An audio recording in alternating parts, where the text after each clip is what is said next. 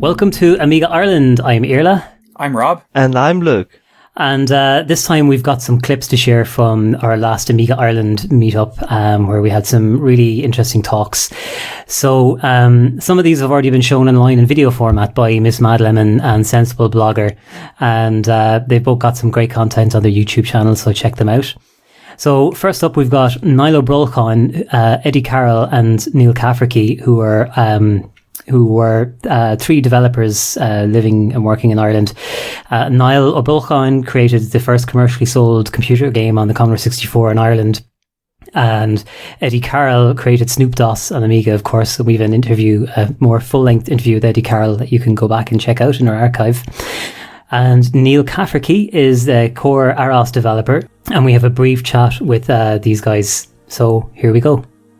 Guys, thanks so much for making the journey. You've come from Cork, Dublin and Galway. It's fantastic. Just to introduce our guests here to everybody, okay, we've got Neil Cafferkey here as a core AROS developer and wrote the Prism 2v2 drivers. So we've also got Eddy Carroll here who wrote Snoop DOS. And if you've used any application on Workbench, it has been tested thoroughly with Snoop DOS, and its distribution around the globe really let it take off, but also enable people to develop easier and faster and better. And we've got Niall OBrollchain here with us, who's come from Galway. The first commercial computer game that was sold in Ireland was for the Commodore 64. Have you got it there, Niall? And this man wrote it. And Niall is an interesting character because he went on to become the mayor of my city afterwards. So I'm very familiar with Niall's face, but I had no idea until I was in the Computer Museum of Ireland a few weeks ago that he released this game that was called Hitman. Sorry, okay, so I'll pull in a bit. Okay. Yeah. A disembodied voice. So there are so many great Amiga and Commodore stories out there, but to pick up these three Irish ones have been amazing. So can I start with you, Neil? Can you talk maybe a bit about the driver development and how you got into that? Hi. I've been developing some network drivers and both wired and wireless for a number of years now, and I initially actually started writing a modem driver for a PCMCIA card because I found one at a good price in a second-hand shop.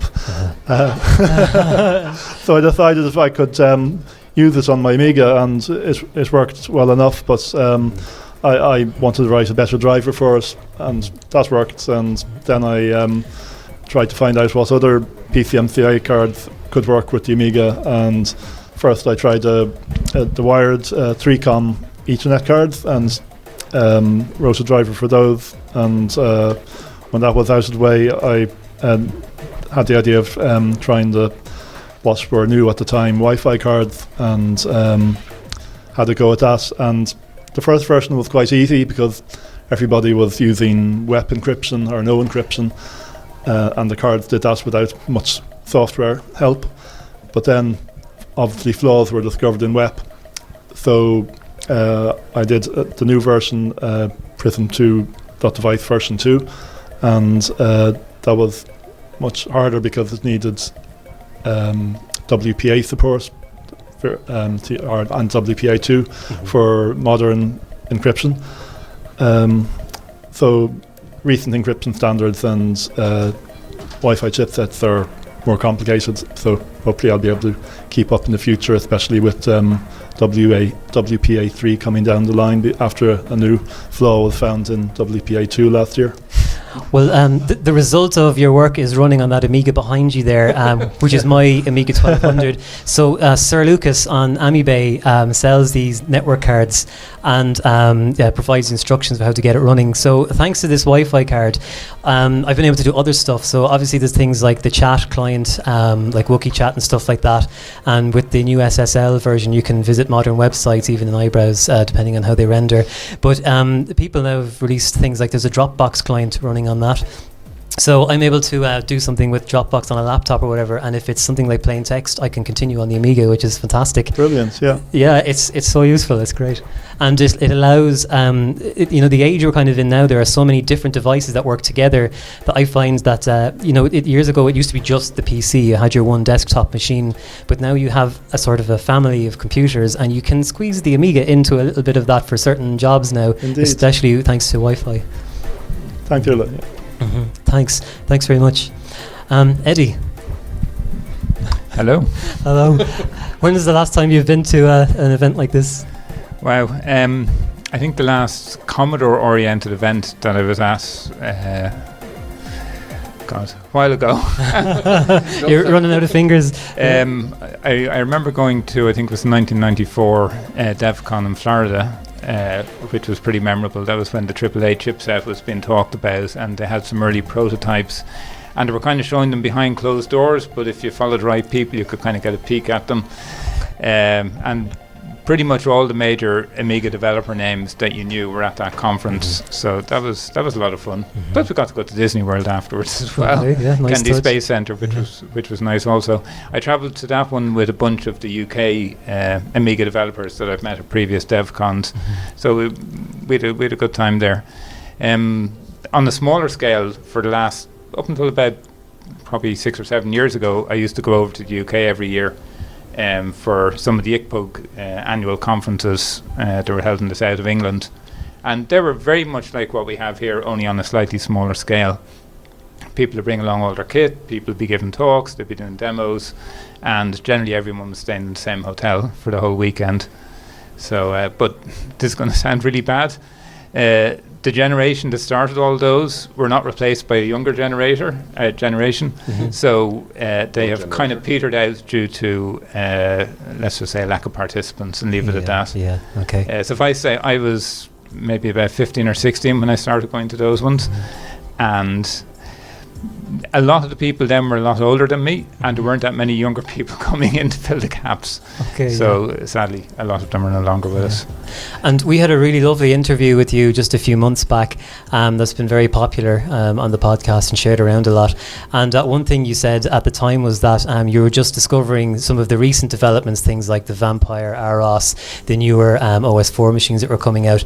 Have you had time to look at anything at the moment? Is there anything that's caught your eye? So I actually discovered those during that podcast, and sadly I haven't had time to pursue them any further because things have just been too busy, which is one of the reasons why I was looking forward to this weekend, because I can see you have everything set up here.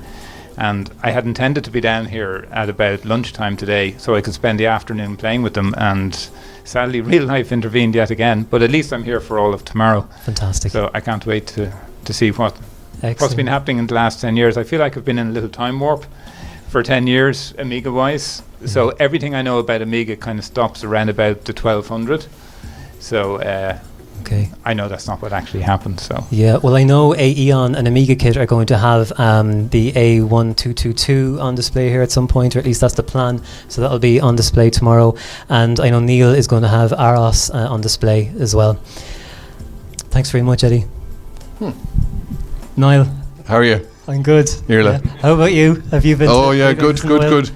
And I just want to say first thing that Eddy and myself actually used to know each other, and we reckon the last time we met was 33 years ago, and was around the time when I actually wrote this video game, and Eddy was writing all sorts of things for the Commodore PET, which I used to come across. Amazing time, you know, and way back then. And it's extraordinary that we meet in this sort of circumstance all those many years in the future, you know. That's amazing. 33 years. Yeah. There you go. Third of a century. I wouldn't have imagined you'd have known each other. We're actually only 21, me and Eddy now, but you know we're a little bit older than. we probably lived about 300 meters away from each other. Yeah, literally. I mean, you know how extraordinary is that?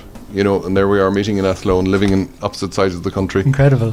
It's incredible. and it's your fault. I'm happy to be guilty as And the charged. Amiga. Yeah. Yeah. Well, you should be, and thank you. And have you been to events, conventions like this? You know, Commodore related things? Funnily enough, I'm. If Eddy said he's been out of it, you know, for a while, I mean, I go back to 33 years now. I'm afraid, because I went away. I left the country back in the 80s, and you know, for college and then work reasons. And I sort of couldn't afford to, you know, I'd saved up to get a Commodore they were quite expensive machines at the time. I'd worked very hard, and my brother as well, and we'd bought this fantastic thing which opened up a brave new world to us, But I had to leave it behind me, and moved on to boring things like Microsoft PCs and things like that, and PDP-11s and all these sort of crazy machines, into accounting software. My God, what a drag that was after the world of video games, And video games didn't really exist at the time that when we started out, really, they were completely new. You had things like Space Invaders and Pac-Man and Asteroids, and we all wrote our own versions of those. Yeah. And then, tried to develop different things, So was it a bit of a buzz releasing the first game in Ireland? Did you know at the time it was the first one? I didn't have a clue. Well, I sort of, it was only in retrospect that actually I worked out that it was, because it was the first software company which set up in Ireland at the time for PCs. And then it was just by accident that somebody asked me to do it. And, it got released before other things, so just it happened that way, yeah. There was no plan. And there's been a question I've been meaning to ask you for a long time, because you became the mayor of Galway at one point, and now that I know your involvement with the Commodore machines, and I'm just wondering, did you play SimCity and did it inspire you? I played SimCity all right, yeah. Did you really? Yeah, absolutely. Well, does Galway look like SimCity, does it? It's not really a square. I'm afraid we've got a bit of a way to go with Galway yet to turn it into the sort of magic creations I did in SimCity now. Yeah, no. It's the wonderful thing about Sim and the wonderful thing about computer games is you're able to move into a completely new sort of, I suppose, fantasy world, create your own world, and create a much better world than the real one, I mean, we don't have traffic jams to the same extent well, I suppose you do. Yeah, I used to cheat in SimCity. I'd push it to the edge. I'd allow disease to develop, and that when you had to sort of rack up money, and I cheated and made the citizens have terrible lives in SimCity. Yeah. And thankfully, it doesn't sound that different to Galway. Yeah, you have a point there. Actually, it's quite realistic, isn't it? Yeah. No, but the video, I suppose it was just done on a much bigger and grander scale in SimCity. We didn't have all those ecospheres in Galway, so I would have loved to seen that. Yeah. But didn't work. Are you tempted to make a sequel or an update to your game? Not really, because I've sort of moved into smart cities now, so I'm doing my new version of SimCity thing. Okay, so you're doing it in reality? Trying to do it in reality, yeah. Which I think is kind of a bigger challenge, So no, but I mean, it was the point about that sort of time was it was an amazing time, and there's so many amazing people here, from the Commodore era. I mean, it's something that's worth preserving, and it's something that's worth recording. And I mean, I'd really commend people like yourself and Craig and so on who are giving people the opportunity to sort of look back to that era and to preserve all the information around it, because there's something of huge value to that, really huge value to that. And I mean, I would urge people not to lose sight of that, and I should practice what I preach, and that's partly why I've decided to come here, Fantastic. So it's great. Thank you. Do you still have the emulator on your laptop? I do. Excellent. And I'm actually trying to get high scores on my own video game, and it's tough, I can tell you. It's a tough game. Guys, thanks so much. Yeah. Thank you. Thanks. Thank you. Thank you, Erla. Brilliant. And now we have Brendan Smith, who's the founder of the Computer and Communications Museum of Ireland. He talks about the changes in Ireland for Apple salespeople when Commodore arrived. He also talks about the role of women in computing and how they came to be written out. One of the aims of the museum is to recover that. Okay, let's have a listen. I'm going to call up the curator of the Computer and Communications Museum of Ireland, who's here today. The museum have been incredibly good to us in allowing us into their museum, and the Commodore section there now has begun to expand. They're looking into sourcing more models. They have a core collection and another collection that's on display that people can use. So the kids today are coming in and they're seeing the Commodore 64 and the Amiga with games or software running, and they're picking up joysticks and waving them around in the air and wondering why nothing's happening. And it's fantastic to see it. The museum is very active and it's very involved with the community. And the curator is here with me today, Brendan Smith. Many thanks. I'd just like to say first, I used to hate Commodore with a vengeance because I was the Apple salesman for Ireland, and we opened up an Apple branch in Galway in 1981. And there were 3 retail outlets selling computers. One was ourselves, the other one was a TV store, and the third was Declan Europe, who were a big agent in Ireland for Commodore that I mentioned earlier. And it was a head-to-head war between us and them. Commodore were well ingrained into the educational system, particularly third level. It was known, as you know, as the teacher's pet in many cases. They had very good business software, and they could do what we couldn't do with Apple. They could network together and therefore share drives and share printers. So it was us and them. Now, I'm late today because I've been teaching since 9 o'clock this morning until 3 o'clock at a group known as Coder Dojo. And everybody thinks Coder Dojo is unique. And what we do is we, as volunteers, come together and mainly on Saturdays, and we teach people how to code. And everybody thinks, oh, we're the first people really to do this. And it started off in Ireland back in 2012, and now it's right across Europe. And we call ourselves the GAA of the technology world. Every village town is supposed to have this computer club. But back in 1981 and 82, Commodore were organising these clubs in Ireland. And in Galway, every Saturday, just like we're doing today so many decades later, they were teaching people how to code BASIC. And I have front page articles about all the great work that they actually did, you know. So way before everybody else was doing it, Commodore in Ireland under their agent was doing that.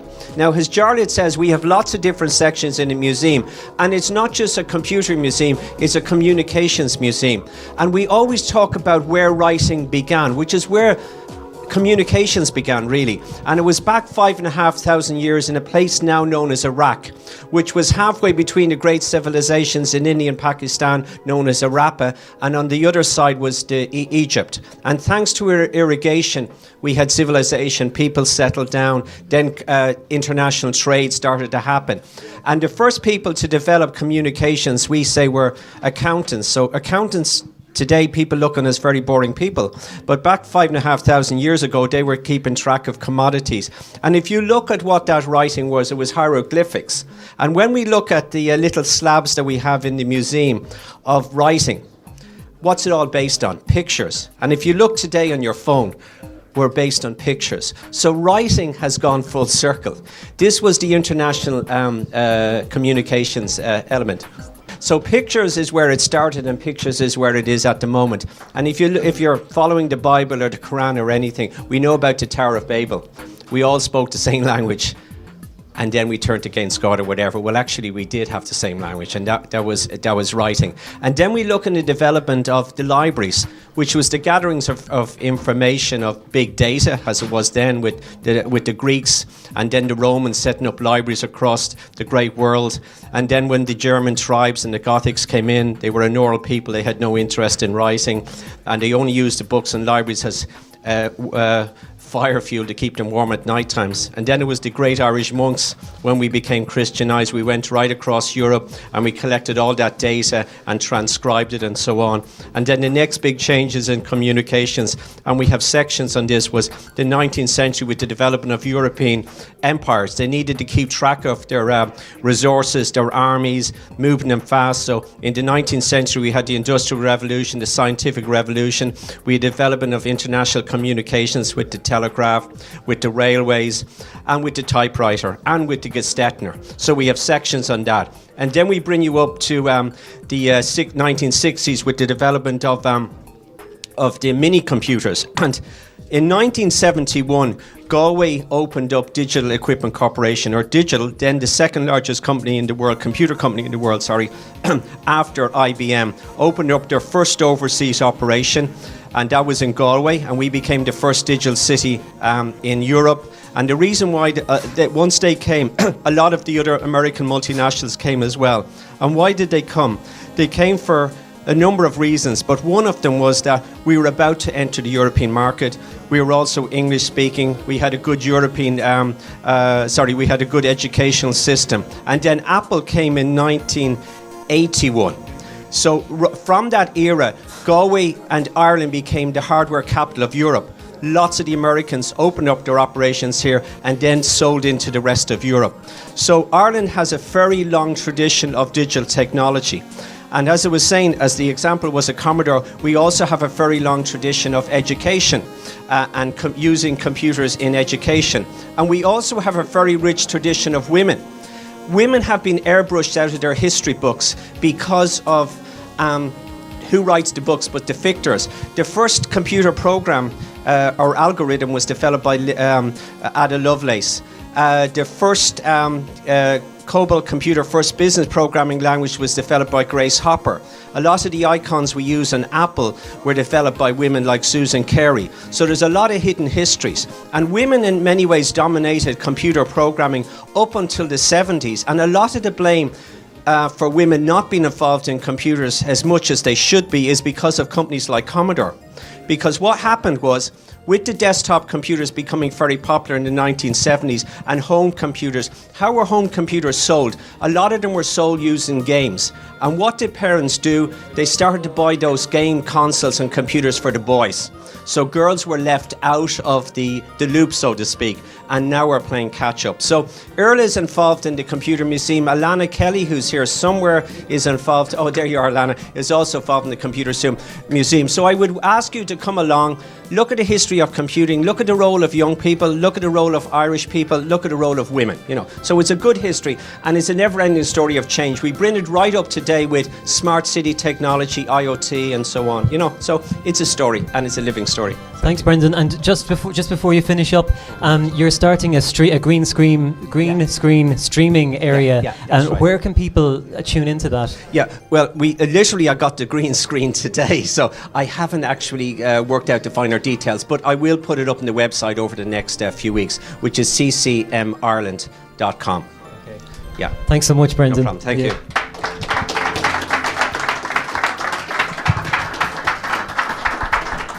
I really enjoyed the talks with those guys. It was really nice to hear something kind of new and different that we don't come across all the time. Very often, yeah. Absolutely. Yeah, and hopefully we'll see those guys back at Amiga Ireland in January 2019. Yeah, they're really interesting talks, and the crowd really really appreciated them.